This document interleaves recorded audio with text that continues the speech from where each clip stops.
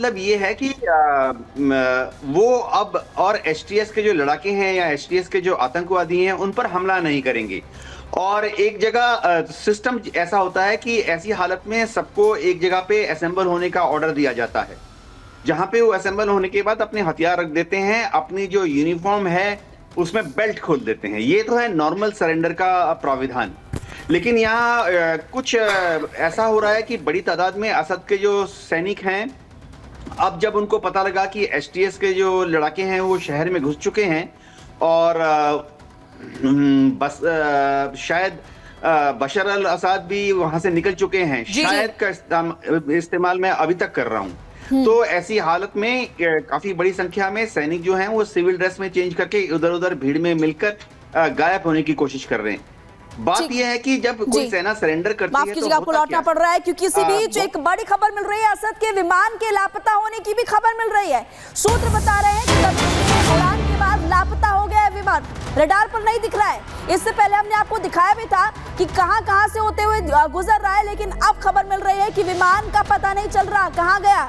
ये देखिए, यही वो तस्वीर जो आपको पहले दिखा रहे थे। सूत्रों के हवाले से खबर आपको बता रहे कि असद के विमान के लापता होने की खबर है। दमिश्क से उड़ान के बाद जो विमान है वो लापता हो चुका है। ये बड़ी खबर आपको बताई। लेकिन समरपाल तूर जी, आप इससे पहले हमें लगातार जानकारी दे रहे थे कि विद्रोह आखिरकार ये बढ़ा क्यों, सामंजस्य क्यों नहीं बैठा सरकार और वहां की जनता के बीच। Group captain UK Devnath sir लगातार हमारे साथ बने हुए। सर, ये महत्वपूर्ण जानकारी, अब इसको कैसे देखा जाए? असद का जो विमान अभी तक ट्रैक किया जा रहा था, हम भी अपने दर्शकों को ग्राफिक्स के जरिए दिखा रहे थे कि विमान कहां पहुंचा है। ये भी बता रहे थे कि यूएई जा सकता है, वो एक सुरक्षित ठिकाना है, रूस है, लेकिन अचानक से वो गायब हो जाता है। इसके क्या कुछ मायने निकाले जाए? देखिए, उनके विमान का अगर रडार से गायब हो जाने की खबर जो है, इसके बारे में ऐसा हो सकता है, नंबर एक कि जो विमान है उसको किसी ने इंटरसेप्ट कर लिया है और फोर्स टू लैंड कर दिया है। देखिए, वहां पर आसपास आसमान में इजराइल एयरफोर्स का बहुत बड़ा दबदबा है, तो हो सकता है कि इजराइल की एयरफोर्स ने उनके विमान IL-76 को कहीं पर फोर्स लैंडिंग करा दी हो, चाहे इजराइल के अंदर या लेबनान के किसी एयरफील्ड में, जहां पर कि अमेरिकन सरकार के साथ कुछ तरह की बातचीत हुई होगी। दूसरा वर्स्ट केस सिनेरियो ये हो सकता है कि या तो विद्रोहियों के किसी एंटी एयरक्राफ्ट मिसाइल ने, या हो सकता है इजराइल की एयरफोर्स के ने ही अब एक एंटी एयरक्राफ्ट मिसाइल का इस्तेमाल करके इस जहाज को आसमान से गिरा दिया हो। छन छन के खबरें आ रही हैं। बहुत बड़ा जहाज होता है IL-76। मैं फिर से कह देता हूं कि अगर वो IL-76 से इस लेट मोमेंट पे भागने की कोशिश कर रहे थे तो ये शायद एक सही तरीका नहीं था, क्योंकि सबको मालूम था कि वहां पर आसमान जो है वो सुरक्षित नहीं है। आसमान में इजरायली एयरफोर्स का दबदबा है, और ऐसे में अगर वो हवाईया से जाते हैं तो शायद उनके जो सलाहकार हैं उन्होंने उनको सही सलाह नहीं दी। सही तरीका ये होता कि वो सड़क के रास्ते वहां से महज 90 किलोमीटर की दूरी पर था हिजबुल्लाह का लेबनान वाला एरिया, दक्षिण लेबनान का एरिया, और सबसे अच्छा तरीका ये था कि बिल्कुल यूके देवनाथ जी, आप बता रहे हैं कि आखिरकार जो विमान अभी लापता नजर आ रहा है उसके क्या मायने निकाले जाते हैं। लेकिन अब आपको ग्राफिक्स के जरिए बताते हैं कि विद्रोहियों का कहां पर कब्जा देखने को मिल रहा है। आपको इस वक्त सीरिया का मैप हम दिखा रहे हैं, और सीरिया के मैप के साथ साथ आपको तमाम बड़े शहर नजर आएंगे जहां पर विद्रोहियों ने अब तक कब्जा कर लिया है। इसमें आपको हमा नजर आ रहा है, होम्स पर कब्जा कर रहा है। दारा की बात करें जो कि दमिश्क से, जो कि राजधानी से 90 किलोमीटर दूर है, लेकिन अब खबर मिल रही है कि दमिश्क पर भी जल्दी कब्जा हो जाएगा, यानी कि राजधानी भी विद्रोहियों के कब्जे में आ जाएगी। इसके अलावा अलेप्पो की बात करें, एक बड़ा शहर वहां पर है, उस पर भी कब्जा कर लिया गया है। तो विद्रोही लगातार कब्जा करते हुए नजर आ रहे हैं। इस दौरान कुछ वीडियोस भी लगातार सामने आ रही है, वो भी हमने आपको दिखाई थी। लेकिन इस वक्त हम आपको ग्राफिक्स के जरिए बता रहे हैं कि कौन कौन से वो बड़े शहर है। 4 बड़े शहर जहां पर कब्जा कर लिया गया है, और यहां पर आपको नजर आएगा होम्स, हमा, दारा, अलेप्पो। इसी बीच एक और बड़ी खबर, दमिश्क में भाग रहे हैं असद समर्थक सैनिक। सूत्र बता रहे हैं कि सैनिक भाग रहे हैं, ड्रेस बदलकर, कपड़े बदलकर भाग रहे हैं। ये इस वक्त बड़ी खबर आपको लगातार हम बता रहे हैं। पहचान छिपाकर भाग रहे हैं असद के सैनिक, बड़ी खबर।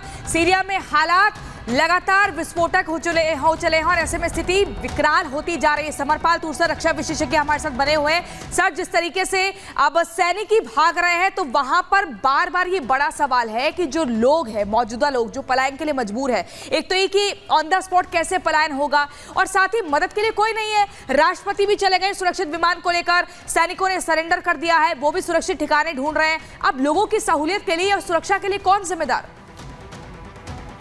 देखिए, अभी जो फ्री सीरियन आर्मी है उसके हाथ में है कि जब ये घुसेंगे कैपिटल में तो वहां पे पहली चीज तो कम से कम खून खराबा हो ताकि पब्लिक का सपोर्ट बना रहे। दूसरा, जितने भी ब्रॉडकास्टिंग चैनल्स वाली जगह है, मीडिया हाउसेस है, वहां पे ये कोई गलत हरकत ना करे और उनके साथ अच्छे से पेश आए। लेकिन सर, वो भी कैप्चर हो चुका है, सरकारी टीवी भी कैप्चर हो चुका है। नहीं, कैप्चर हो चुके हैं, पर ये नहीं है कि उनका ब्रॉडकास्ट बंद हो गया है। हाँ। उनके ब्रॉडकास्टिंग चल रही है, उन्होंने डिस्ट्रॉय नहीं किया है, क्योंकि एक यही जरिया है जिसके जरिए जो फ्री सीरियन आर्मी है वो डिक्लेयर करेगी कि वो पूरे काबू और कब्जे में है। अब प्रॉब्लम ये आ रही है कि यदि एक बार ये दमिश्क पहुंचने के बाद यदि फ्री सीरियन आर्मी के अंदर फूट पड़ जाती है तो लीबिया जैसा ही हाल होगा।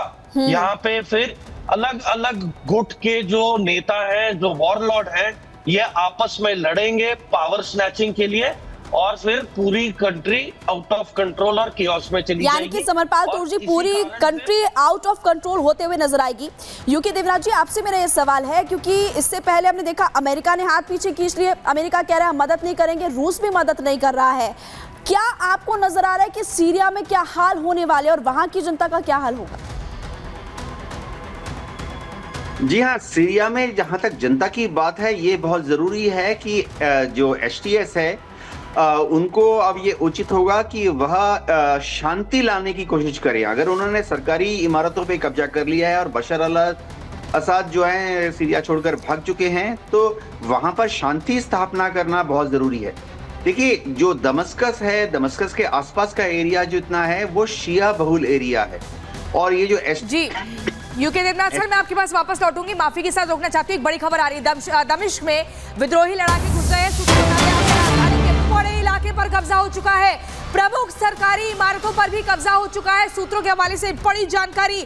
हमा, अलेप्पो और दरा पर कब्जा करने के बाद होम्स चौथा प्रमुख शहर है जहां पर विद्रोहियों ने कब्जा जमा लिया है। जो वीडियो सामने आए हैं वो डरा देने वाले, राजधानी के बड़े इलाके पर कब्जा हो चुका है, ये भी महत्वपूर्ण जानकारी मिल रही है। दमिश्क में विद्रोही लड़ाके घुस चुके हैं। ये माना जा रहा था कि दमिश्क की तरफ बढ़ गए हैं, लेकिन अब सूत्र ये बता रहे हैं कि दमिश्क के भीतर एंट्री हो चुकी है, यानी कि राजधानी के बड़े इलाके पर कब्जा हो चुका है।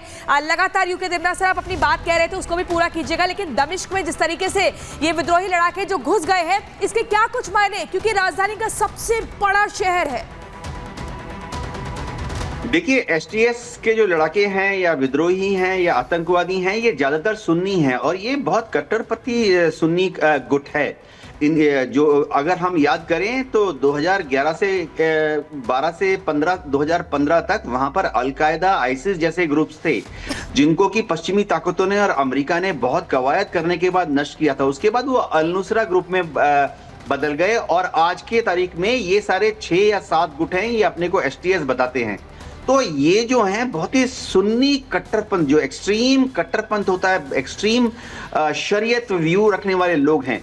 तो इनको सबसे पहले तो अपना काडर को कंट्रोल रखना पड़ेगा कि वो दमस्कस के जो आम शिया लोग हैं या जो दमस्कस में सरकार के समर्थन में कंट्रोल करने की जरूरत है, क्योंकि खामियाजा जनता को भुगतना पड़ेगा। आप दोनों का फिलहाल बहुत बहुत शुक्रिया।